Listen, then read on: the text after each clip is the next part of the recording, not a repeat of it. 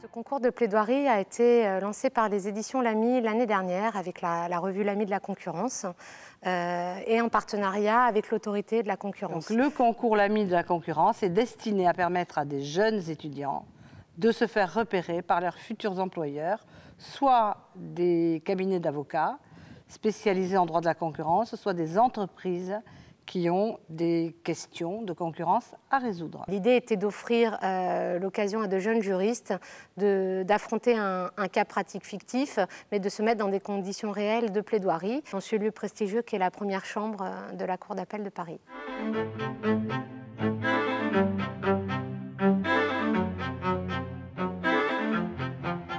En effet, on nous allègue une supériorité technique d'emballe bio. Mais l'on a bien vu en décrivant le marché que la supériorité technique ne se voit pas au niveau de la fabrication des emballages, puisque la même technique est utilisée pour les traditionnels et pour les biodégradables.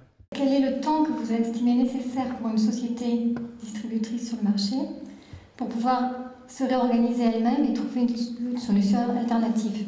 Au début, on a été tenté de juger sur le fond du droit, sur donc ce qui était les arguments qui étaient apportés.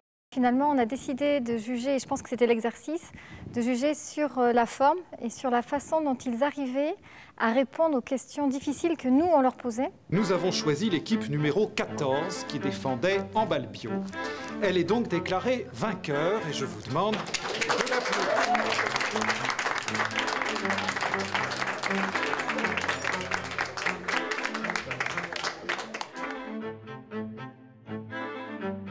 Moi, je suis intervenu dès le début pour soulever une exception d'incompétence, donc une liminality, c'est-à-dire qu'avant même que le président donne la parole au demandeur. Ce qui était impressionnant, c'était surtout de devoir interrompre le président Faussier, parce que même si c'est la pratique dans la vie professionnelle, à notre stade, c'est quand même impressionnant. C'est une grande satisfaction parce que c'est un concours qui demande un gros travail en équipe.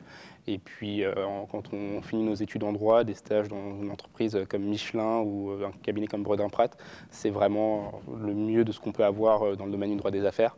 Donc, c'est vraiment une grande joie. Les structures dans lesquelles nous pouvons effectuer nos stages sont des structures prestigieuses. Donc, on attend de ce stage une formation pédagogique, pratique, et surtout apprendre la pratique du métier auquel on se destine.